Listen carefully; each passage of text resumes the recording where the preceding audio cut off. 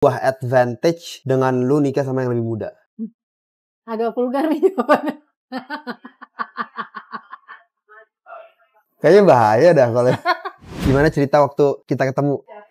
Pertama ketemu itu, gue masih kawin deh kayaknya ya. Masih kawin gue masih kawin, terus kita ketemu itu di Hai guys, balik lagi sama gue, Rita. Gue hari ini mau sharing-sharing tentang parenting, pengalaman gue jadi ibu, sama ya seputar anak-anak lah, pendidikan, kesehatan, seputar itulah pokoknya sepengalaman gue semuanya. Jadi kita mulai aja ya. Ini gue nunggu pertanyaan dari Pak Bos. Oke, jadi sekarang kita segmennya mengenai marriage dulu nih. Sekarang pertanyaannya, ada nggak orang yang bilang waktu dulu kita mau kawin nih, kayak nggak bakal bertahan lama? Nggak ada sih. Hah? Nggak ada sih. Karena kan stigmanya tuh kayak gimana ya, mungkin susah gitu loh, karena jauh, perbedaan umurnya segala macem. Nah, buat orang yang berpikir seperti itu, apa yang lu bisa sharing ke mereka? What's the reality gitu loh. Itu pertanyaannya. Sebenarnya kan awalnya kan yang ditakutin orang-orang itu kan nyambung apa enggak kan sama pasangannya kan, komunikasinya nyambung apa enggak kan, karena perbedaannya kan cukup jauh kan umur kita kan. Ya so far karena lo didikannya bunda yang memang udah kebiasaan ngobrol sama yang lebih tua juga, dan pergaulan lo kan juga banyak kan lebih tua semua kan, jadinya ya gue ya nyambung-nyambung aja, jadi nggak ada ketakutan yang gimana-gimana. Kalau GR dia. Salah nih, yang lainnya harusnya orang lain. Lah emang gimana? Minim budget. Terus. Ya ketakutannya kan pasti tapi disclaimer dulu bahwa ini pengalaman pribadi. Iya, ini pengalaman pribadi, nggak setiap orang pasti sama kita. Iya, nggak setiap orang pasti sama. Ya ketakutan itu kan dari pihak keluarga kamu kan, takut yang karena umur gue yang udah segitu takut nggak bisa punya anak, ya kan? Gitu. Dan yang takutnya juga dulu bunda juga sempit kepikiran kalau gue jangan-jangan nggak mau karena gue udah punya anak, jadi bunda gue nggak mau punya anak lagi. Nggak mau punya anak ya. Gitu. Ketakutan itu, dan akhirnya juga kita patahkan ya, 5 tahun 5 kali hamil. Berapa? 5 tahun 5 kali hamil kan? Lu 5 tahun? 5 tahun kawin, 5 kali hamil.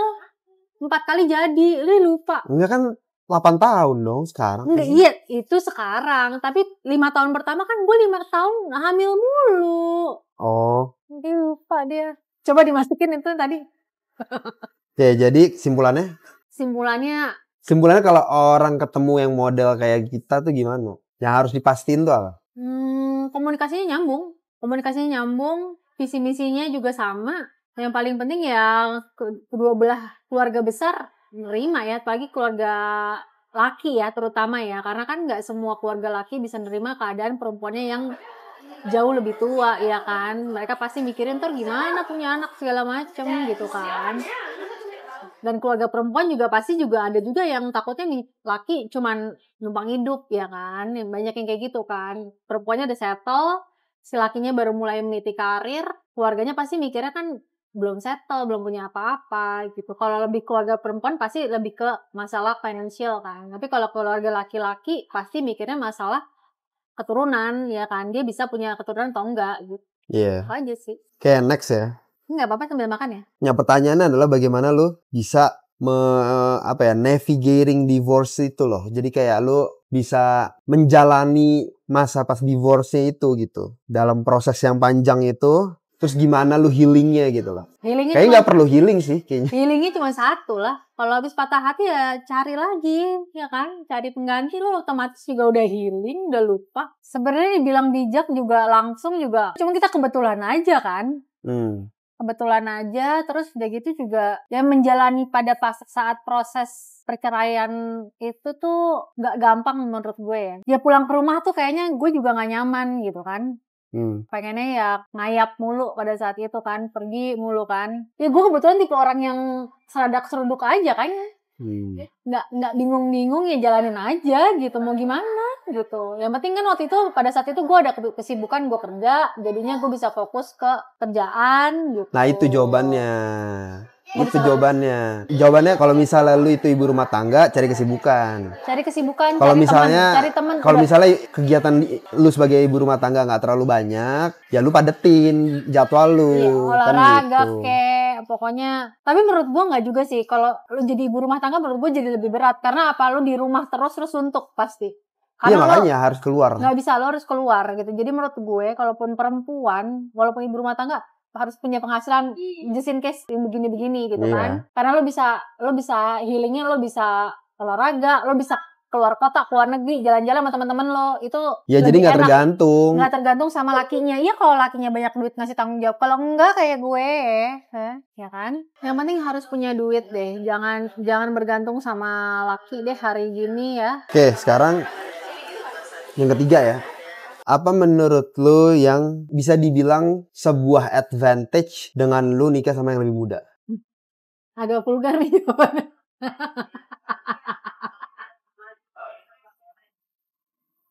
Kayaknya bahaya dah kalau. Advantage-nya banyak sih. Yang lain dulu, itu belakangan jawab, boleh nggak? Lo lebih bisa jadi diri lo sendiri sih. Bisa nggak segen sama pasangan lo. Mau ngomong apa aja bisa, bahas apa aja bisa gitu. Kenapa nggak segen? Ngajar dong kalau nggak segen. Bukan nggak segen dalam arti kurang ajar ya. Maksudnya apa aja bisa dibahas gitu. Yang kecil, yang pokoknya yang receh aja tuh dibahas gitu. Ibaratnya kan kayak gitu. Ibaratnya ngomongin masalah pup aja tuh kita bisa gitu kan. Ngomongin gue pupnya begini, gue pupnya begitu nih hari ini gitu kan. Bisa gitu kayak gitu yang sereceh itu gitu. Nggak apa namanya, nggak ada jaim-jaiman gitu. Tapi temen lu emang ada yang jaim? Sama suaminya? Banyak. Ya itu alasannya kenapa? Yang lu tahu? Karena umur? Mungkin ya. Gue nggak pernah nanya sih. Cuman yang mungkin apa ya, umur kali ya. Masalah umurnya mereka yang si lakinya lebih tua gitu.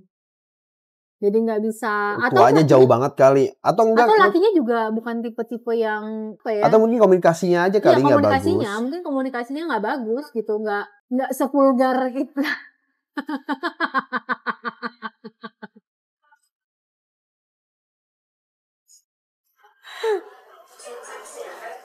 Terus apa lagi? Jangan dong. Apa lagi ya? Nah tadi pertanyaannya emang sepenting itu? Penting lah. Hah? Penting lah. Ya kenapa? Lo jadi ketahan-tahan tau gak? Lo jadi gak kayak diri lo sendiri. Lo jadi orang lain selama sama pasangan lo. Lo cuma bisa begitu sama teman-teman lo doang. Dulu gue begitu. Lo bisa seterbuka itu sama teman-teman lo gitu. Gak bisa seterbuka itu sama pasangan lo. Kayak ada gapnya gitu. Tapi ada gak yang kayak gitu juga temen lo? Ntar orang... Ada. Hah? Ada. Karena orang ntar juga bisa aja bilang, mungkin lu PDKT-nya kurang lama kali. Ya jadi kenapa bisa nggak open itu kan orang pasti kalau misalnya masih muda nggak ngerti. Ya mungkin karena aneh buat dia lah.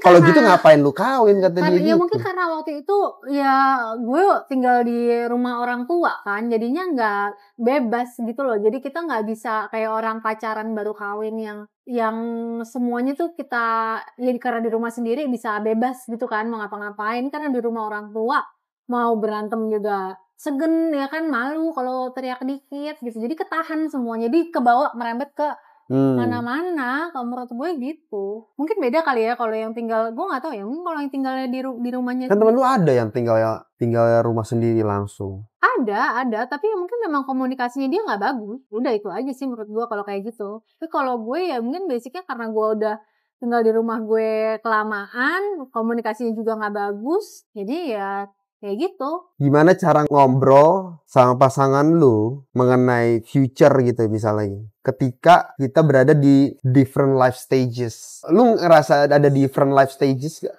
Nggak ada sih. Ya itu jawabannya. Nggak ada, ya karena gue nggak pernah ada. Karena kalau misalnya ada, ya pasti nggak akan nyambung. Iya, nggak nyambung. Udah itu aja, sesimpel itu. Iya. Ya jawabannya sih sebenarnya udah jawaban yang pertama tadi ya, karena guanya nyambung sama otak lu. Iya. Nah temen gue orang tua semua. Oke, terus apa yang lu gak expect waktu kawin sama gue? Gak expect kalau orangnya begini? Ya gak, ternyata bukan orangnya doang. Pokoknya everything that happens in the marriage gitu loh. Gue kira soft spoken.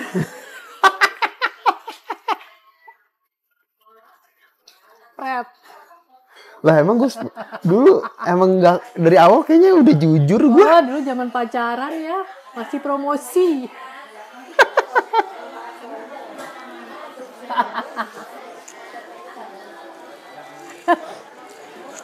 Masa sih? Pesan gue udah jujur banget gue. Hah? Tapi salutnya sih ya, dari yang anak Sultan Kemang tuh ya, yang semuanya terbiasa sama Mbak, Apa? ternyata dia bisa ngelakuin semuanya. Apa aja tuh? Apa aja tuh? Aduh, harus gue jentrengin. Lah iya, kalau lu ngomong gitu kan orang nggak tahu. Cuci piring, terus bisa apa namanya, dan standar bersihnya sama kayak gue. Malah kadang-kadang gue lebih nggak bersih dibandingin dia. Apaan sama? Jorok. Kurang ajar. Dia lebih rapi dari gue, lebih terorganize semuanya. Dokumen-dokumen dia rapi banget. Karena emang dulu almarhumah Bunda tuh emang ngajarinnya selalu rapi. Dokumen apapun itu dia rapi. Terus kalau urusan rumah beberes segala macam, oke. Ya, walaupun dulu anak sultan ya. Tapi thank you tuh Bunda sama ayah loh, beneran. Terus sama, ya mungkin di keluarganya Amri itu semua laki-lakinya yang angkatannya Amri semua ya, maksudnya yang levelannya kamu semua sepupu-sepupu itu semuanya terbiasa, cowok-cowok tuh terbiasa handle langsung anak-anaknya, jadi benar-benar terlibat langsung ngurus anaknya dari mulai gantiin pampers, cuman nggak bisa nyusuin aja lah ininya gitu. Jadi itu sih apa namanya yang jarang banget. Sekarang kan banyak banget generasi yang fatherless ya, cuman laki tuh cuman kerja doang taunya gitu. Bahkan gue pun juga fatherless juga, bapak gue dulu juga cuman kerja cari duit udah gitu doang, nggak ngurusin gue gitu. Cuman ya kalau di keluarganya kita mostly semua turun tangan, hands on lah ya, laki-lakinya. semua laki-laki turun tangan, ngajarin anak segala macem, sholat apa Itu juga nggak tahu kenapa dari mana, itu juga nggak tahu itu begitu. iya. Tapi yang generasi itu kan Difta, Muhammad, semua kan Dega, semua tuh turun langsung gitu loh. Iya. Buat Nggak ada yang enggak, nggak ada yang semuanya enggak. sama semua. Jadi kalau liburan semuanya punya pace yang sama. Iya. Pace 7 lagi. Terus apa ya? Balik ke divorce lagi. Nah kalau orang divorce itu kan biasanya akan ada trust issue kan. Nah gimana lu handle trust issue itu dan lu berani buat melangkah untuk gas lagi gitu? Udah kolam renang. Geblek. Masukin aja Beb, nggak apa-apa. Enggak, itu enggak, bercanda. Kan gue juga mundur maju ketemu kawin sama kamu kan. Ya itu semua tergantung lakinya lagi gimana caranya. Ya enggak? Tergantung lakinya nekat atau enggak. Nekat atau enggak, ngebujuknya ke kantor sampai dibeli-beliin ina-inu ngirim-ngirim. Gue gak perlu ke kantor gue. Bukan, maksudnya gojeknya sampai ke kantor. Oh iya. Kirimin ina-inu ya kan. Nah kalau itu mah biasa gitu. Itu harus act of service ya kan. Nah itu harus, jangan cuma ngomong doang nih, nggak bakalan mau lah perempuan hari gini. Oke. Terus nah buat perempuan-perempuan di luar ya, perempuan-perempuan yang nonton nih, kalau ada di posisi kayak lu ketemu yang lebih muda dari dia suka nih gitu kan. Nah pesen lu apa buat dia supaya dia bisa ngelihat pro and cons-nya hubungan sama yang lebih muda, dan maksudnya untuk serius ya. Lihat dulu hubungan dia sama keluarganya gimana, karena itu penting ya. Dia kan harus, si laki ini harus menjelaskan ke pihak keluarganya dia kan, status si perempuannya gimana, apalagi kalau udah janda bawa anak gitu kan. Kalau dia pinter ngomongnya ya, dan dia punya embel-embel bagus ya, punya jaminan, take it, lanjutkan. Jadi apa? Komunikasinya kalau sama keluarganya bagus, itu pasti bagus buat pasangan itu sendiri juga bagus. Oke. Komunikasi sih paling penting, semuanya punya komunikasi, karena gue juga divorce juga gara-gara komunikasi kan. Sampai sekarang juga sama ex itu kan komunikasi juga nggak bagus. Oke, jadi komunikasinya dulu. Nggak, tadi kan pertanyaan pro and cons-nya apa kan? Itu apa itu tadi? Itu pro ya? Itu tips, bukan pro tips. and cons. Pronya Pronya apa? Yang enaknya apa gitu? Enaknya ya lu bisa apa aja lu ceritain bisa. Gitu.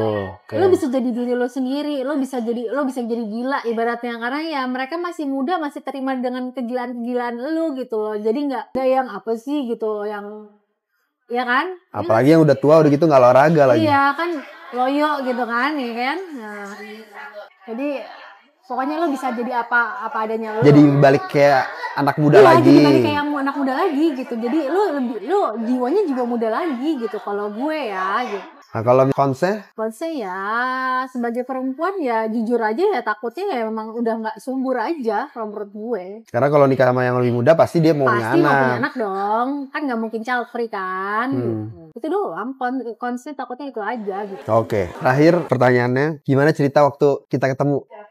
Pertama ketemu itu gue masih kawin deh kayaknya ya, masih kawin gue masih kawin, terus kita ketemu itu di Ekuator ya, di Ekuator.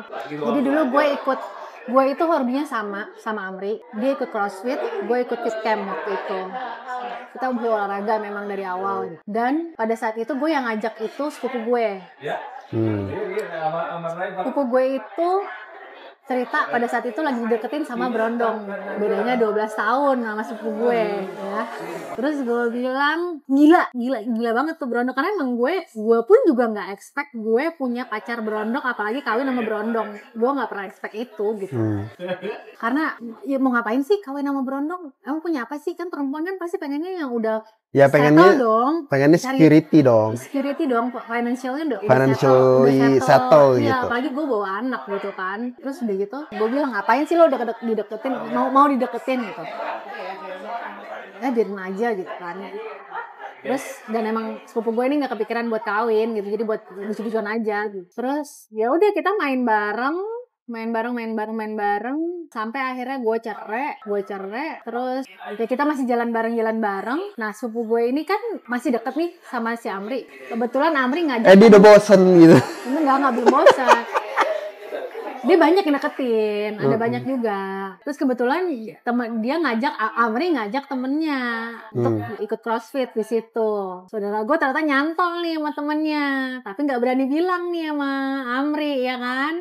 Gua lah yang dikorbanin tuh. Double date berempat nonton terus gue duduk disuruh sebelahnya Amri. Dia berduduk sebelahnya temennya Amri, kan kampret. Gue yang dikorbanin. Jadi udah comblangin. Abis itu kita janjian buat apa sih, mau karaoke ya? Karaoke dulu ya. Karaoke di Kemang. Kita berdua udah datang, nggak tahu dia tuh orang berdua kunjuk nggak datang, ya kan? Akhirnya kita berdua doang. Kurang ajar emang. Udah akhirnya dari situ berlanjut tuh. Dari situ nonton berdua. Udah lanjut.